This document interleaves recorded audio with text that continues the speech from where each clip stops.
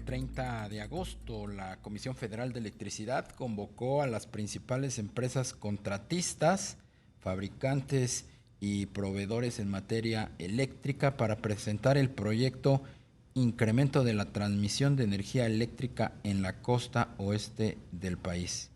¿En qué consiste este proyecto? Vamos a platicar con el experto del sector energético, Carlos Flores. ¿Cómo estás, Carlos? Buenas tardes.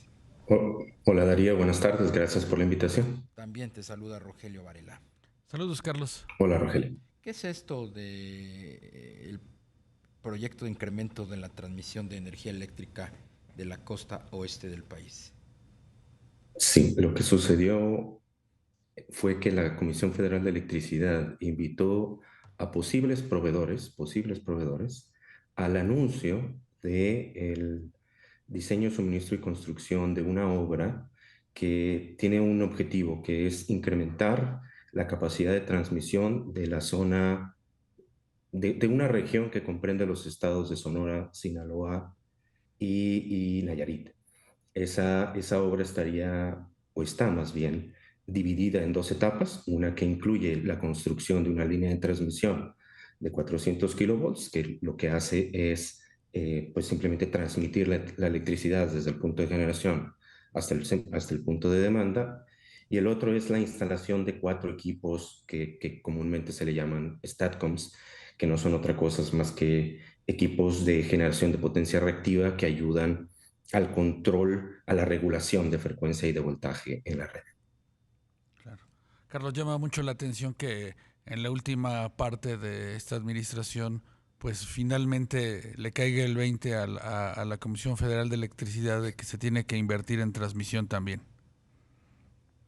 Sí, es bastante curioso que hacia el cuarto o quinto año de la presente administración es hasta cuando vemos ahora un anuncio de una inversión de esa magnitud, hay que decirlo. Si realmente se realiza, es un proyecto grande, es un proyecto que resuelve, es uno de los grandes proyectos que se necesitan en el país. No es el único, no es el de mayor importancia, pero es un proyecto que resuelve complejidades que se tienen en esa región. ¿Cuál sería su principal impacto? ¿Qué complejidades vendría a resolver este proyecto? Mira, yo creo que las complejidades no son técnicas ni de ingeniería. Yo estoy seguro que los técnicos y los ingenieros de la comisión saben perfectamente lo que se necesita y lo saben desde años, con años de anticipación. El asunto es más bien político, me parece, ¿no? Y no es un asunto inherente a la actual administración o único a la actual administración. La realidad es que desde años atrás, desde décadas atrás, desde hace varias administraciones que se han quedado cortos en la inversión que ha venido siendo necesaria para mantener a la Red Nacional de Transmisión, pues con la capacidad que se requiere y con el avance tecnológico que se requiere también para garantizarnos un suministro confiable. Cierto es también que esa situación se agravó, se potencializó en los últimos 4 años, entiéndase, durante la actual administración. Carlos, ¿y de cuánto estamos hablando que podría ascender este proyecto, la inversión, y la CFE tendrá los recursos suficientes para acometer la obra? Lo que anunció CFE fue una inversión de alrededor de 750 millones de dólares. Como decía, es una inversión bastante fuerte, es una inversión como la que no hemos visto hace años. Lo que yo cuestionaría es por qué esa sobre otras infraestructuras, obras de infraestructura que son igual o más prioritarias o más importantes, incluso más Como urgentes. Yucatán, ¿Por ¿no? qué no están? Exactamente, Yucatán es el mejor ejemplo, pero no es el único. Está también Baja California, está también Baja California Sur, está también, por qué no CFE Transmisión, que es de hecho la única de las subsidiarias de la Comisión que suele tener de manera constante utilidades, que es rentable junto con CFE Distribución? ¿Por qué no aprovechan esas utilidades para hacer refuerzos en otros lugares de la red donde son también requeridos? ¿Por qué no, por ejemplo, invertir en aquella línea de transmisión que la administración anterior tenía contemplada, la cual serviría para evacuar la energía, un potencial eólico bastante grande que hay en la zona del Istmo de Tehuantepec para llevar esa energía, pues ya sea al centro del país, donde es una región con gran demanda, o llevarla incluso a la península de Yucatán, donde también es necesaria.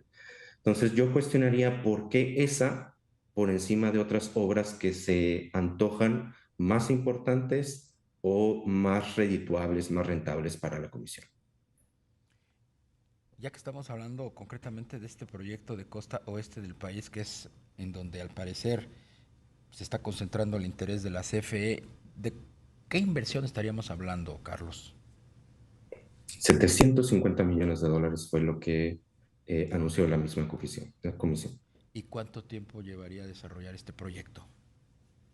Eso no lo anunciaron, sin embargo, podríamos esperar que no menos de 3 años, un año para continuar con el proceso de licitación, esperando que esto se asigne por un proceso de licitación, otro año para el suministro de los equipos y un año finalmente para la construcción.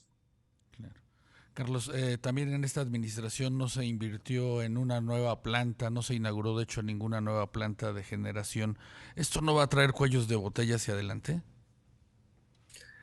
Bueno, a ver, sí, la realidad es que en varias regiones del país hay esos cuellos de botella, no solo los que ya decía, sino también los grandes centros de consumo, Nuevo León, Jalisco, el centro del país, todas esas zonas del país, cada año que pasa ven esa situación con una complejidad, con un riesgo mayor, ¿no?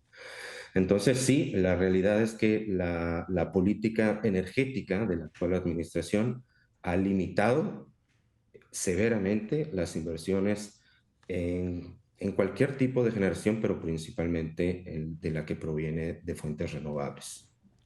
Carlos Flores, experto en el sector eléctrico, muchísimas gracias por la oportunidad de platicar contigo. Gracias a ustedes, buena tarde. Buenas tardes, Roger. ¿Quieres comentar algo? Tenemos un minuto antes del Sí, resumen rápidamente final. comentar